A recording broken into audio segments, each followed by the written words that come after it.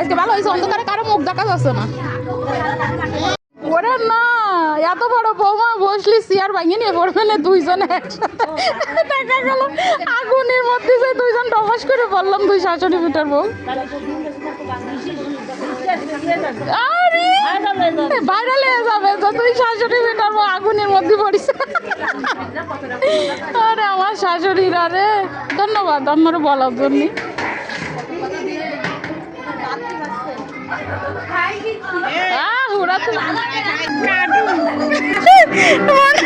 হাসতে দেন না।